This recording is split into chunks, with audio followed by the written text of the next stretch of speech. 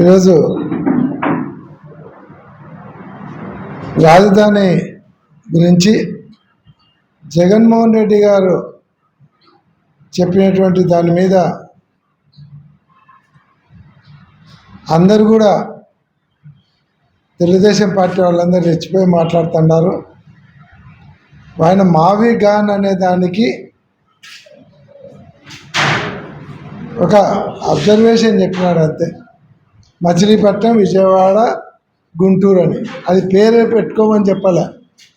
పేరు ఏదన్నా పెట్టుకోండి, 3 కలిపి పెట్టండి అని చెప్పడం జరిగింది. నిజంగా జగన్మోహన్ రెడ్డి గారు ఈ ప్రపోజల్ ఈరోజు చెప్పినది కాదు. మొట్టమొదట ఈయన అపోజిషన్ లీడర్ కన్నప్పుడు 14-19 మధ్యలో తెలుగుదేశం పార్టీ అధికారంలో ఉన్నప్పుడు తీసుకుపోయి అమరావతిని పటేల్ ల్యాండ్స్లో కట్టద్దు, గుంటూరు విజయవాడ మధ్యలో కానీ లేదంటే నాగార్జున యూనివర్సిటీలో కానీ ఒక 5,000 ఎకరాల ల్యాండ్ తీసుకొని కట్టండి, లేదంటే ఎక్కడ ప్రభుత్వ భూమి ఉందో 35-40 వేల ఎకరాలు గవర్నమెంట్ ల్యాండ్ ఎక్కడ ఉందో అక్కడ గవర్నమెంట్ ల్యాండ్ తీసుకొని కట్టండి అని చెప్పడం జరిగింది. గుంటూరు విజయవాడ మధ్యలో రాజధాని కట్టాలని జగన్మోహన్ రెడ్డి గారు అప్పుడే సూచించడం జరిగింది. అదేదో ఈరోజు కొత్త ప్రపోజల్ కాదు. ఈరోజు మచిలీపట్నాన్ని కూడా కలుపుకొని చేస్తే 110 కిలోమీటర్లు, దాదాపు 3 హైవేలు కలుస్తాయి. దాంట్లో హైవే 65 కానీ, హైవే నెంబర్ 16 కానీ, 216 హైవే నెంబర్ అన్నీ కలిపితే ఒక పెద్ద మహానగరం అవుతుంది. 115 కిలోమీటర్ల విస్తీర్ణం కలిగినటువంటి నగరం అవుతుంది అనేటువంటి ప్రపోజల్ చెప్పినాడు. ప్లాన్ బి అని ఒక ప్రపోజల్ మీకు ఇచ్చినాడు. పార్లమెంట్లో అమరావతికి వ్యతిరేకంగా చేసినారు అన్నారు, మాట్లాడినారని చెప్తున్నారు. అక్కడ క్లారిటీగా చెప్పినాడు మిథున్ రెడ్డి గారు, మేము అమరావతికి వ్యతిరేకం కాదు, అమరావతి పేరు చెప్పుకొని మీరు చేస్తున్నటువంటి దోపిడీకి వ్యతిరేకం అని క్లియర్గా చెప్పినాడు. ఎగ్జాంపుల్స్ చెప్పినాడు. ఢిల్లీలో అంత మెటీరియల్ కాస్ట్ ఎక్కువ ఉన్నప్పటికీ ఢిల్లీ పీడబ్ల్యూడి వాళ్ళ రేట్ల ప్రకారం 4,000 రూపాయలు చదరపు అడుగుకి అయితే అమరావతిలో 12,000 రూపాయల. ఎక్కడైనా సరే భారతదేశంలో సముద్రంలో కట్టిన బిల్డింగులు కూడా అంటే తీసుకోమని, భారతదేశంలో ఎక్కడైనా సరే గవర్నమెంట్ 12,000 రూపాయలు స్క్వేర్ ఫీట్ పెట్టి కట్టినది ఎక్కడైనా ఏ రాష్ట్రంలో అయినా, అది జార్ఖండ్ కావచ్చు, లేదంటే ఇంకొక రాష్ట్రం ఏదైనా తీసుకోండి, కాశ్మీర్లో కూడా తీసుకోండి, 12,000 రూపాయలు పెట్టి కట్టినటువంటి బిల్డింగ్ ఏదైనా ఉందా? ఆ రకంగా మీరు 12,000 రూపాయలు పెట్టి 2 లక్షల కోట్ల రూపాయలు ఖర్చు పెడతాం రోడ్లకు, ఒక ఫ్లైఓవర్ కట్టాలంటే కిలోమీటర్కు 175 కోట్ల. ఎవరినైనా సొమ్ము ఖర్చు పెడుతున్నారు. అదే ఫ్లైఓవర్ బెంజ్ సర్కిల్లో జగన్మోహన్ రెడ్డి గారు కడితే కిలోమీటర్కు 35 కోట్లు. ఎక్కడ 35 కోట్లు, ఎక్కడ 170 కోట్లు? అంటే దోపిడీకి అంతు లేదా? అంత మీరు చెప్పినట్లే అమరావతి ప్రాంతంలో స్క్వేర్ ఫీట్ కట్టాలంటే 12,000 రూపాయలు ఖర్చు అవుతుందని మీ లెక్కల ప్రకారం అయితే, రేపొద్దున సామాన్య ప్రజలు కానీ, మధ్యతరగతి ప్రజలు కానీ స్క్వేర్ ఫీట్కి 12,000 ఖర్చు పెట్టి ఇల్లు కట్టుకోగలుగుతారా? దానికి సమాధానం చెప్పగలుగుతారా? ఎవరిని మోసం చేయడానికి? అక్కడ ఎంతమంది? ఈరోజు హైదరాబాద్ జనాభా కోటి జనాభా ఉంది. అంత పెద్ద నగరం, దానికి గవర్నమెంట్ ఎంత ఖర్చు పెట్టింది? ఏమైనా పెట్టిందా? లెక్కలు చూసుకోండి. రింగ్ రోడ్డు ఒకటి వేసినారు, అవుటర్ రింగ్ రోడ్డు. ఒక పివి నరసింహారావు ఫ్లైఓవర్ కట్టినారు గవర్నమెంట్ తరఫున. ఇంటర్నల్ రోడ్స్ వేసినారు, డెవలప్ అయ్యేటప్పుడు రోడ్స్ వేస్తూ వచ్చినారు రిక్వైర్మెంట్ని బట్టి. అనే లక్షల కోట్లు ఖర్చు పెట్టలేదు. అవుటర్ రింగ్ రోడ్డు కూడా రాజశేఖర రెడ్డి గారు ముఖ్యమంత్రిగా ఉన్నప్పుడు వేసినారు. పివి నరసింహారావు ఫ్లైఓవర్ రాజశేఖర రెడ్డి ముఖ్యమంత్రిగా ఉన్నప్పుడు వేసినారు. ఇప్పుడు జనాభా ఎక్కువైంది కాబట్టి ఈ మధ్యలో ట్రైన్ ఫెసిలిటీ పెట్టారు. అంతేగాని 2 లక్షల కోట్లు ఖర్చు పెడతాము రాజధాని నగరానికి, ఎకరాకు 2 కోట్లు ఖర్చు పెడతామని 2 లక్షల కోట్లు ఖర్చు పెట్టి 10% మొబిలైజేషన్ అడ్వాన్స్ 20,000 కోట్లు ఇచ్చి, ఆ 20,000 కోట్లు మీరు దొడ్డిదారిలో తీసుకోవడానికి మేము అభ్యంతరం చెప్పడం జరిగింది. 4,000 రూపాయలు స్క్వేర్ ఫీట్ ఉండేది 12,000 రూపాయలు పెట్టి దోచుకుంటే దోపిడీకి వ్యతిరేకం చేయడం జరిగింది. అది ప్రతిపక్ష పార్టీగా మా హక్కు. ప్రజాధనాన్ని మీరు అడ్డగోలుగా దోచుకుంటుంటే ఆ దోపిడీకి అడ్డుపడడం కానీ, దోపిడీని ప్రశ్నించడం కానీ, ప్రజల సొమ్ముకు భద్రత కల్పించడం కానీ, ప్రజల ఆస్తులకు భద్రత కల్పించడం కానీ ప్రతిపక్ష పార్టీ బాధ్యత. ఈరోజు రైతుల గురించి మిథున్ రెడ్డి గారు అడిగినారు. రాజధానిలో రైతులు పొలాలు ఇచ్చినారు, వాళ్లకు 7 సంవత్సరాలు మీరు అధికారంలో ఇంతవరకు ఫ్లాట్లు ఎప్పుడు ఇస్తారో చెప్పలేదు. క్లియర్ కట్గా అడిగినాడు. ఇప్పుడన్నా చెప్పండి, కట్ ఆఫ్ డేట్ చెప్పండి, ఏ సంవత్సరంలో ఏ నెల లోపల మీరు రైతులకు ప్లాట్లు ఇవ్వగలుగుతారు అని చెప్పమంటే గత 7 సంవత్సరాలు చెప్పలేకపోయినారు, ఇప్పుడు కూడా చెప్పడంలా. మళ్ళీ 50,000 ఎకరాలు ఎక్స్ట్రా తీసుకుంటారంట. ఆల్రెడీ మీరు ఎక్స్ట్రా ల్యాండ్ 50,000 ఎకరాలు తీసుకున్నారు. మళ్ళీ ఇప్పుడు 11 గ్రామాలు కలిపి 45,000 ఎకరాలు ల్యాండ్ సేకరించాలనుకుంటున్నారు. ఇప్పుడు తీసుకునే 50,000 ఎకరాలలో మీరు ఏం డెవలప్ చేశారు? 7 సంవత్సరాలలో మీరు ఖర్చు పెట్టింది 5,000 కోట్లు, తర్వాత 1,200 కోట్లు, 6,000 కోట్లు. అవి కూడా కంపల్సరీ పెరగడానికి, తర్వాత వచ్చిన నీళ్ళు ఎత్తిపోసుకోవడానికి దీనిలో పెట్టారు. స్ట్రక్చర్స్కి ఏం పెట్టారు? మళ్ళా temporary secretariat, temporary court, temporary అసెంబ్లీకి 1,100 కోట్లు ఖర్చు పెట్టారు. ఈ రకంగా 7,000 కోట్ల రూపాయలు, 6,200 కోట్ల రూపాయలు వేస్ట్ ఆఫ్ మనీ చేసినారు తప్ప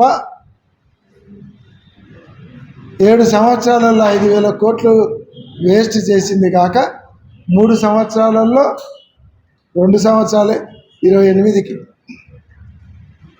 2 సంవత్సరాలలో 2 లక్షల కోట్లు ఖర్చు పెడతారా? యా నుంచి తెచ్చి పెడతారు? ఇప్పటికే 3 లక్షల కోట్లు అప్పు చేసినారు. మా దగ్గర నిధులు లేవంటున్నారు. 3 లక్షల కోట్లు అప్పు చేసి సంక్షేమ పథకాలు ఇవ్వలేకన్నారు. నిధులు లేవని చెప్పి ఆరోగ్యశ్రీకి 3,000 కోట్లు అప్పు పెట్టారు, ఇవ్వలేకన్నారు.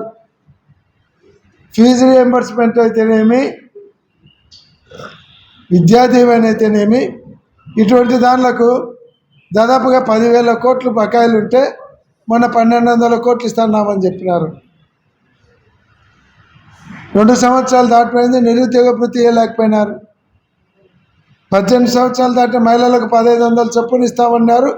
2 సంవత్సరాలు దాటింది, వాళ్ళకు ఒక్కొక్కరికి ఇప్పటికేసుకుంటే 36,000 కోట్లు అవుతుంది. అది ఇవ్వలే. ఎస్సీ ఎస్టీ బీసీ మైనార్టీలకు 4,000 రూపాయలు పింఛన్ ఇస్తామన్నారు, అది ఇవ్వలేకపోయినారు. ఉద్యోగులకు ఇప్పటికీ 4 డిఏలు పెండింగ్ ఉన్నారు. వాళ్ళకు సరెండర్ లీవ్లు ఇంతవరకు ఇవ్వలే, రిటైర్మెంట్ బెనిఫిట్స్ ఇవ్వలే. దాదాపుగా 35,000 కోట్ల రూపాయలు ఉద్యోగులకు మీరు బకాయిలు ఉంటారు, అది ఇవ్వలే. ఇంతవరకు ఐఆర్ ఇవ్వలేకుండారు, పిఆర్సీ ఇవ్వలేకుండారు. ఏమనంటే నిధులు లేవంటారు. కానీ 2 లక్షల కోట్లు ఖర్చు పెట్టి రాజధాని నగరం కడతామంటారు.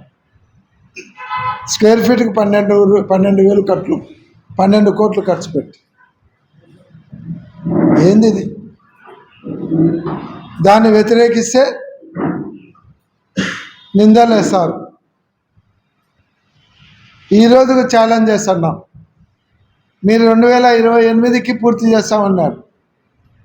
ఇంతవరకు 7 సంవత్సరాలలో ఒక అంగన్వాడీ బిల్డింగ్ కూడా కట్టలేకపోయినారు. రాజధాని ప్రాంతంలో ఒక స్కూల్ కట్టలేకపోయినారు. కాలుతో కొడితే పడిపోయే సెక్రటరియట్, టెంపరీ సెక్రటరియట్ కట్టారు. పర్మనెంట్ స్ట్రక్చర్ ఏదైనా 7 సంవత్సరాలలో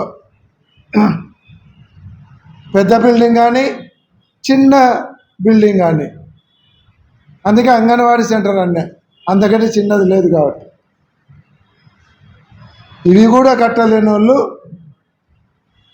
అసాధ్యమైనటువంటి ప్రకటనలు చేస్తూ ప్రజలను మోసం చేస్తూ 2 లక్షల కోట్ల రూపాయలకు పెడతామని చెప్తూ మీరు చెప్పినట్టే కనుక 2 లక్షల కోట్లు ఖర్చు పెడితే ఒక ప్రాంతం కోసం దాని వడ్డీ ఎంత వస్తుంది సంవత్సరానికి? మీరు తీసుకునే వడ్డీ ప్రకారమే 16,000 కోట్ల రూపాయలు సంవత్సరానికి వడ్డీ అవుతుంది. ఒడుగట్టాలి. మేము హెరిటేజ్లోంచి తీసుకడతారా, లేదంటే పవన్ కళ్యాణ్ గారు సినిమాలు ఎక్కువ యాక్ట్ చేసి ఆ రెమ్యునరేషన్ ఇచ్చి కడతాడా? ఎక్కడి నుంచి తెచ్చి కడతారు? ప్రజలే కదా. 5 కోట్ల రాష్ట్ర ఆంధ్ర ప్రజల మీద మీ షోకుల కోసము, మీ అవినీతి కోసము, మీరు రాజధాని పేరు చెప్పి దోచుకునే 20-30 వేల కోట్ల రూపాయల కోసము 5 కోట్ల రాష్ట్ర ప్రజల మీద 2 లక్షల కోట్ల అప్పుల భారం పెడుతూ ఆ పూర్తి కానటువంటి రాజధాని కోసం ఖర్చు పెట్టాలని ఒక పక్క రాజధాని రైతులను మోసం చేస్తుంటే ప్రశ్నించడం అనేది తప్ప.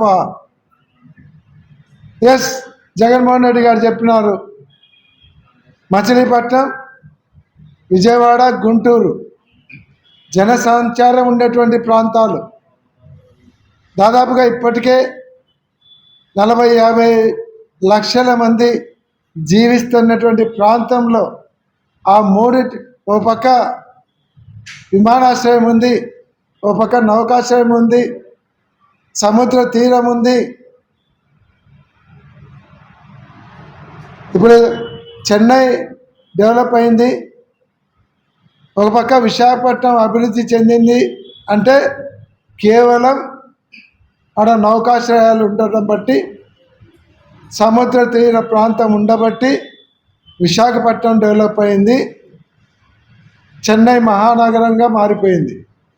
అటువంటిది మచిలీపట్నం నౌకాశ్రయం వస్తుంది, మనది ఒక చెన్నై విశాఖపట్నం కంటే బ్రహ్మాండంగా తయారవుతుంది. గన్నవరం ఎయిర్పోర్ట్ ఉంది. జగన్మోహన్ రెడ్డి గారు చెప్పినట్టు ఆ ప్రాంతంలో రోడ్లు వేయాలన్నా, బిల్డింగులు కట్టాలన్నా 20-30 వేల కోట్లు ఖర్చు పెడితే సెల్ఫ్ ఫైనాన్షియల్ సిటీ అవుతుంది. మీరు అక్కడ కడితే ఎంతమంది పోవాలి? అక్కడ జీవించడానికి, అక్కడ జీవనోపాధికి ఏముంది? పోనీ ఐటీ ఇండస్ట్రీలు తెచ్చినంటే అది తేలేదు. ఎన్ని సంవత్సరాలు కట్టాలి మీరు? అక్కడ జీవనోపాధి కల్పించాలంటే ఎన్ని సంవత్సరాలు, ఎన్ని దశాబ్దాలు పడుతుంది? ఈ లోపల 2 లక్షల కోట్లకు వడ్డీలకు రాష్ట్రం అధోగతి పాలవుతుంది. ఒక ప్రాంత ప్రజలు కాదు, 5 కోట్ల రాష్ట్ర ఆంధ్ర ప్రజలందరూ కూడా ఆ భారాన్ని మోయాలి. కాబట్టి మచిలీపట్నం, విజయవాడ, గుంటూరు మీరు పేర్లు ఏమన్నా పెట్టుకోండి, మావిగనంటే మీరు ఎగతాళి చేస్తున్నారు. హైదరాబాద్ అంటే ఏందో అర్థం చెప్పండి. అది పేరు. 3 ప్రాంతాలు కలిపి 3 అక్షరాలు తీసుకొని చెప్పినాడు.